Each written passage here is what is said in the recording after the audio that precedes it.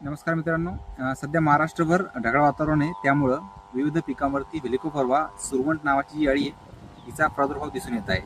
Specially हरभरा जो की सध्या फुलात आहे, हरभऱ्यावरती याचा प्रादुर्भाव बऱ्यापैकी दिसून येत आहे. हरभरा फुलात असल्यामुळं आणि जो हरभरा घाट्यात आहे तोही, तर या अळी फुलं आणि घाटे या दोन्हींनाही पोखरती.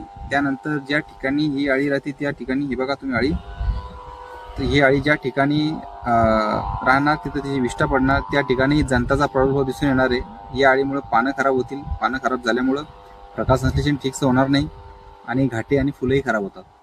आता ही अळी विविध पिकांवरती दिसून येते. हरभरा असेल, मका असेल, ज्वारी, बाजरी अशा विविध पिकावरती दिसून येते आणि यापासून बऱ्यापैकी शेतकऱ्याचं नुकसान होऊ शकतं. आता या अळीचा प्रादुर्भाव रोखण्यासाठी नेमकं काय, तर डेलिगेट किंवा कोरोजन हे बेस्ट पर्याय या अळीच्या प्रादुर्भाव रोखण्यासाठी आहे.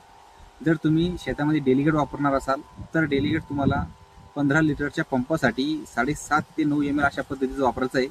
आणि जर कोरोजन वापरत असाल तर 15 लिटरच्या पंपासाठी तुम्हाला 4 ते 5 ml अशा पद्धतीचं वापरायचं आहे. हे दोन पर्याय बेस्ट आहे या अळीचा प्रादुर्भाव रोखण्यासाठी. त्यामुळे पटकन फवारणी घेऊन तुम्ही या अळीच्या प्रादुर्भावापासून तुमच्या पिकाचं होणारं नुकसान रोखू शकता. माहिती आवडल्यास लाईक करा, कमेंट करा आणि आणखी शेतकऱ्यांपर्यंत शेअर करा. धन्यवाद.